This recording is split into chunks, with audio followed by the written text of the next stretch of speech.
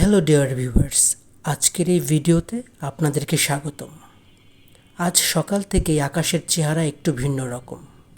চারিদিকে কালো মেঘের ভিড় আর ঠান্ডা বাতাসের ছোঁয়া। প্রচণ্ড বৃষ্টি পড়ছে, গাছের পাতা ভিজে চকচক করছে, মাটির গন্ধে চারপাশ ভরে গেছে। বৃষ্টির টাপুর টুপুর শব্দ যেন এক অদ্ভুত রকম সুন্দর। বৃষ্টি প্রকৃতিকে যেমন সুন্দর করে, তেমনি মানুষের মনেও নতুন আশা জাগায়। বৃষ্টি সবসময় আনন্দময়, সজীবতা আর জীবনের প্রতীক। সকালবেলা নাস্তার পর যে বাসনপত্রগুলো রয়েছে সেগুলো ধুয়ে নিচ্ছি। প্রতিদিন রান্না ও খাওয়ার জন্য বাসনপত্র ব্যবহার করা হয়।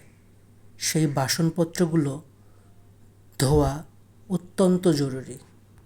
খাবার পর বাসনপত্র ধুয়ে না রাখলে অত্যন্ত দুর্গন্ধ ছড়িয়ে পড়ে।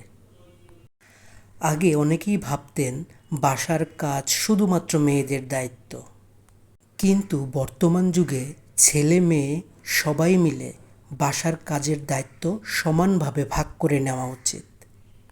এতে পারস্পরিক সহযোগিতা বৃদ্ধি পায় এবং পরিবারের প্রতি ভালোবাসা দৃঢ় হয়। বাসার কাজ করার মাধ্যমে আমরা দায়িত্বশীল হতে শিখি, পরিশ্রমের গুরুত্ব বুঝতে শিখি। যেহেতু বৃষ্টি পড়ছে, চা না খেলেই হয় না, তাই একটি হাঁড়িতে গরম পানি করে তার মধ্যে চা পাতা দিয়ে দিয়েছি। আমার দুধ চা বেশি পছন্দ, কিন্তু এখন লাল চাই খাই। দেখতে দেখতে আমার চা রেডি হয়ে গেছে। দুপুরের লাঞ্চের সময় হয়ে গেছে, তাই ঢ্যাঁড়স ভাজি আগেই করা ছিল, সেটা গরম করে নিচ্ছি। আর এখানে কাঁঠালের বিচি দিয়ে একটি তরকারি তৈরি করেছি, যেটা খুবই সুস্বাদু হয়েছে।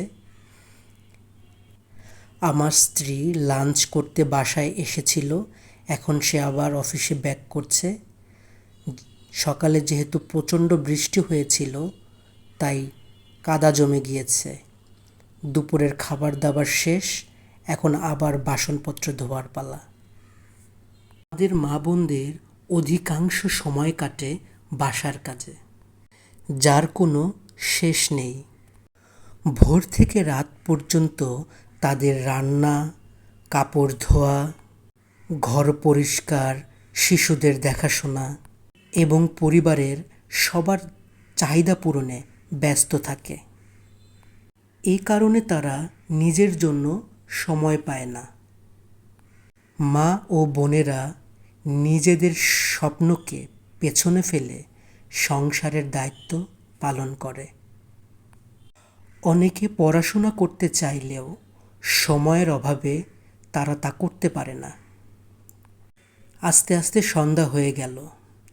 সন্ধ্যায় কি নাস্তা করা যায় সেটা চিন্তা করতে করতে মনে হলো সন্ধ্যার নাস্তায় ভাজা পোড়া কিছু খাওয়া দরকার। যদিও সেটা অস্বাস্থ্যকর, তাই চিন্তা করলাম স্বাস্থ্যকরভাবে কি খাওয়া যায়। তো এখানে পেঁয়াজ, ডিম, মরিচ আর ওটস এটা দিয়ে অল্প তেলে একটা স্ন্যাক্স তৈরি করব।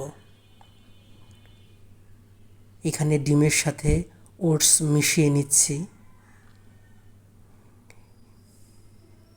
দেখতে এমন হয়েছে। তারপর একটা ফ্রাই প্যানে অল্প তেলে এটাকে ভেজে নিচ্ছি।